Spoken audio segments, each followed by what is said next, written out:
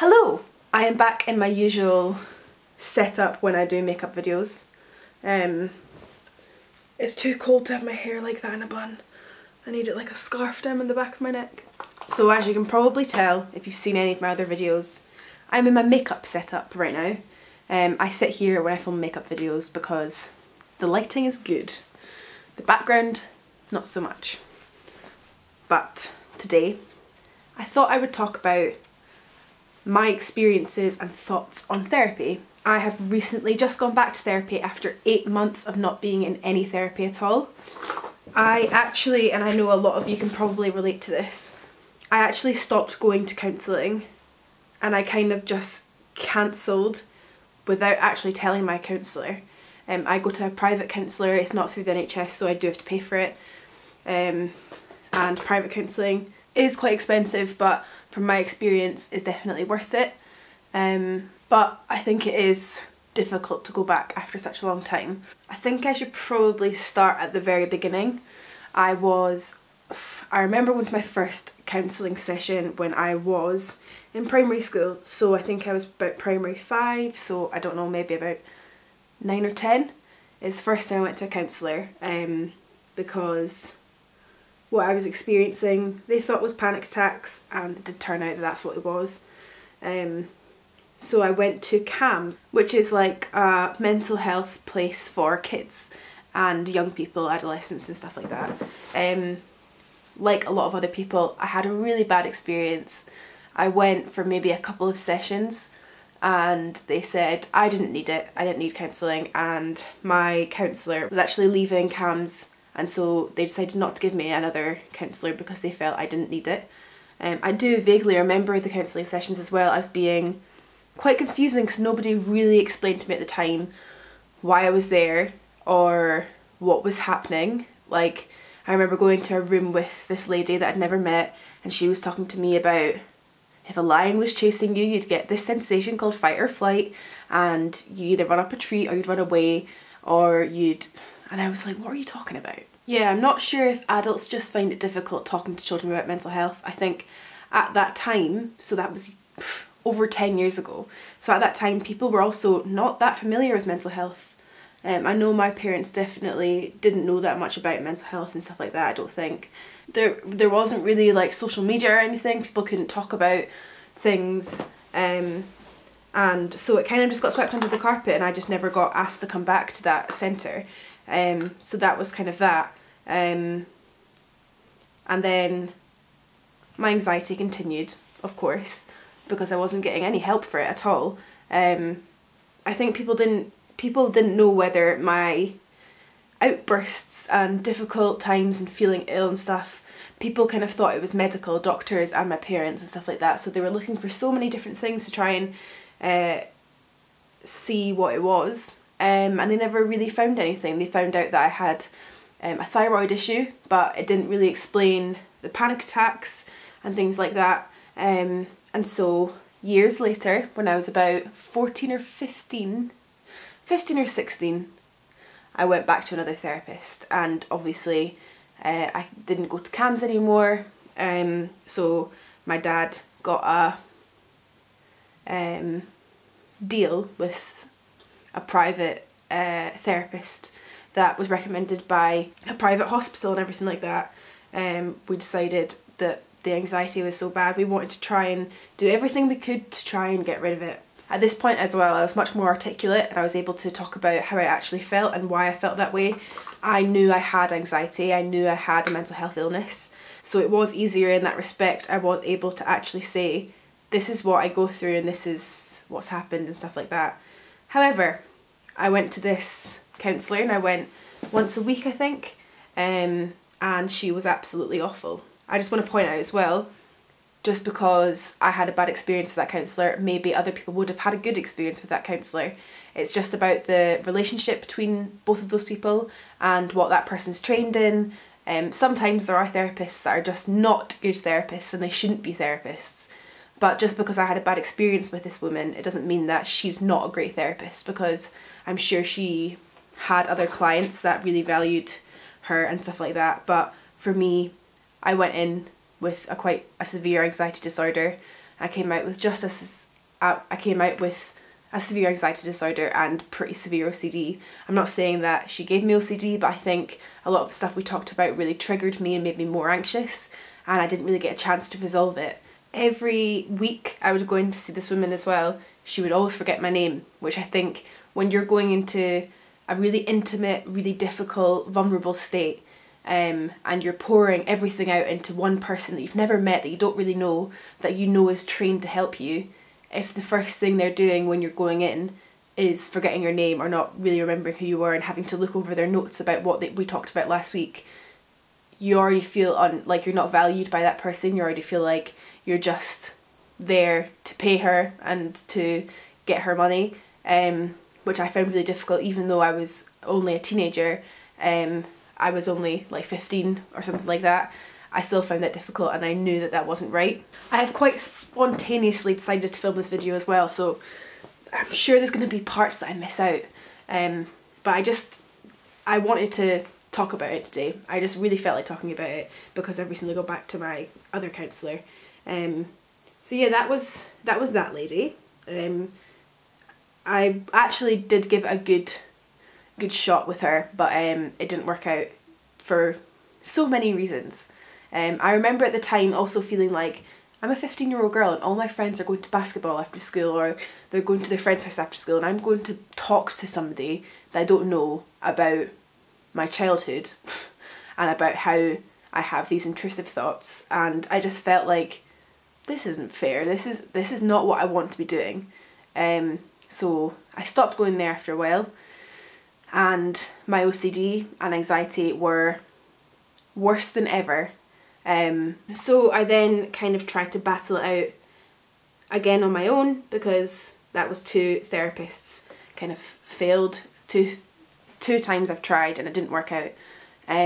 So for a while I tried to battle it out on my own. This was at the same time, obviously, I was doing school, I was doing exams, I had a boyfriend at the time, I had lots of friends, and I was trying to be a normal teenager who just did normal teenage things. But it was always there, the anxiety was always there every single day, and it was really, really hard, and I think a lot of the time I just pushed past it and pretended that I wasn't skipping loads of lessons in school, and I wasn't having panic attacks almost every day, especially when I went into science, because the chairs always made me feel like I was going to fall over and faint. Pretend that I wasn't going home and crying and feeling like I wasn't wanted. I was pushing through it, and I was pretending to be a normal teenager, and then it got too much, and I spoke to my parents and I said I need to go back to some form of counselling. So this time we got a recommendation from somebody we know, who'd been recommended from somebody else, I think. So I went to see this man, and his practice was in town. This was actually the first time that we were paying for counselling as well. Before, I'd been to an NHS one, and I'd been to one that my dad got through his work, basically. And so this was the first time we were paying for it, so we kind of felt like this must be good. They're quite expensive sessions, and the guy in his office has loads of certificates, and he must be good. Thinking back to that general time seeing this man, it was very strange. I think at the time I was still quite young, and so I didn't really know loads about counselling. I didn't really know loads about a client relationship with their therapist. I hadn't studied counselling, so I was kind of unaware. But this man was weird. The actual kind of therapy was very strange, and I'm not sure what you'd call it even now. I think it was a mix of CBT with also, like, it felt like I was being coached rather than therapied. I remember a couple of times in particular. One time he asked me if I believed in God, and I said no, I don't. At the time I didn't believe in God. Right now that's a different story, different question.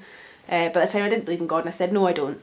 And he was like, good, because if you believe in God, then your rewards and the things that you do, you'll think it's because of God and you won't give it to yourself, and blah blah blah blah. I understood what he meant by that, but asking me outright if I believed in God, and if I'd said yes, he would have said, oh, you shouldn't. I don't know, found that quite tricky. And there was another time I went to see this man, and we watched a Darren Brown video, and he told me basically the tricks Derren Brown uses and stuff like that are, I don't know, I honestly don't really know what he was trying to get from that. It definitely wasn't the counselling I was expecting, and it didn't feel like it was the counselling I wanted at all. It was weird. We never actually spoke about my family life, my friend life, my school. We never spoke that much about me. It was him teaching me. He had a big whiteboard and he'd like draw up all these charts and maps and things like that. And it was him teaching me how not to be anxious. And it was very strange. Again, this counselling might have been amazing people, and that's what they needed. They didn't want to talk about their past. They wanted to look into the future and the present. And so maybe that was great. But for me, it was very bizarre and I didn't enjoy it. And so I only went for, I'm not sure how long. I gave it a good try again. But I left and I was like, what just happened? That was really weird. So then that brings us to the last counsellor I had, which is my current counsellor. And I went to her, I'm not sure when I started. I'm not sure how long I saw her for the first time. But she is fantastic in so many ways. She listens to me and she feels what I feel, and there's been a good number of occasions that we've both cried together, and she has really experienced what I've experienced and has so much empathy, and she just understands and she really helps me. She's really fantastic, and I do definitely think there's definitely a journey when you're finding a good counsellor. Again, she's a great counsellor for me, but maybe for somebody else they would think, oh, I don't really like her methods, I don't really like the way she talks or whatever it is. But for me, I couldn't really imagine any other counsellor ever counselling me again. She's really great. And I know a lot of people who have struggled finding a counsellor, and then they find this perfect one that just speaks to them in a way that they love and they understand, and they have this connection together and a really great relationship with each other. When you find that, it is amazing, but it's definitely a journey to find that. I think a lot of people can decide that counselling's not for them because they had a bad experience with a certain counsellor. And sometimes if you decide counselling isn't for you and you feel like you've given it a really good try and you just feel like you don't gel with it and you've tried different types of counselling, then that's okay. There's plenty other things. You can talk to friends and family if that makes you feel more comfortable, or look into medications or talk to your doctor about group therapies or something like that. It's definitely not something you have to do, and if you decide therapy isn't for you and you give it a good try, there's plenty of other things that can help you out. However, I do think that there is a counsellor out there for everybody, and the issue is I didn't find a good one through free healthcare.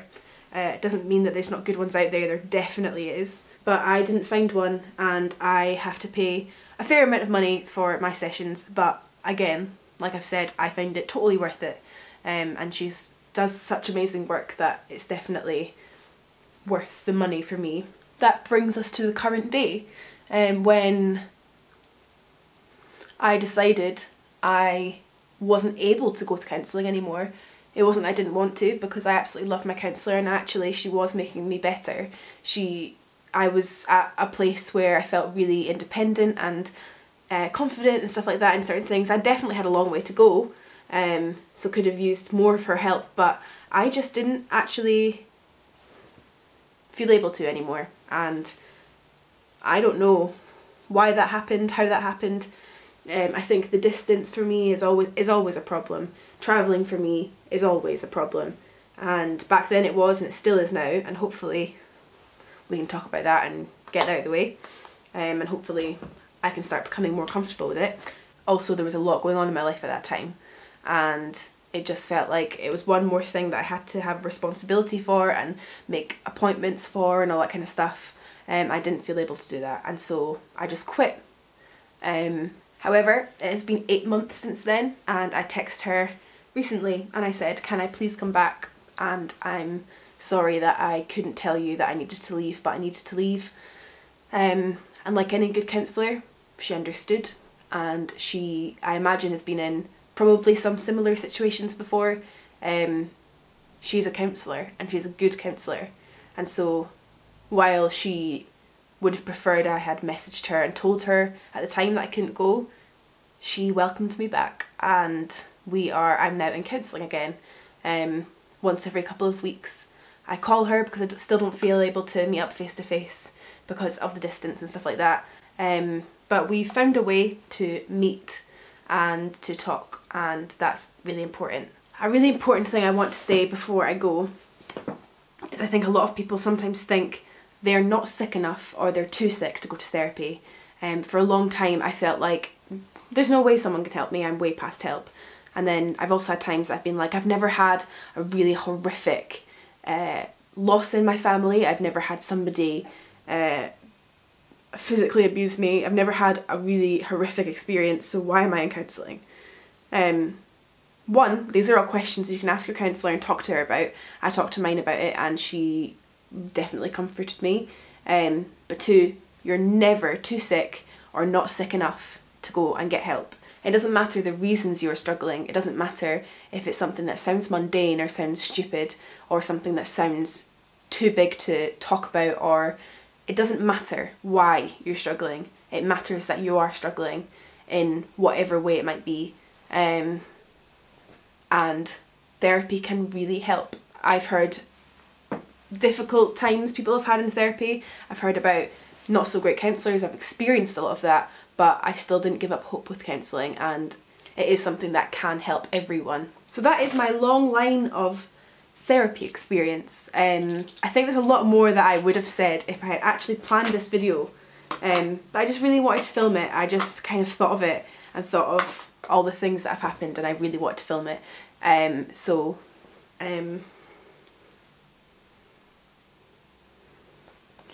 If you've got any questions or any other videos related to therapy you'd like me to film, let me know down below in the comments. I'd like to start talking about this conversation more. It's been something I've talked about for a while for very many reasons, but now I feel comfortable to talk about it, and if there's anything you'd like me to discuss further, then please let me know. That sounded very formal. Doesn't have to be formal, it can be casual. But thank you very much for watching this video, and I will see you soon. Bye!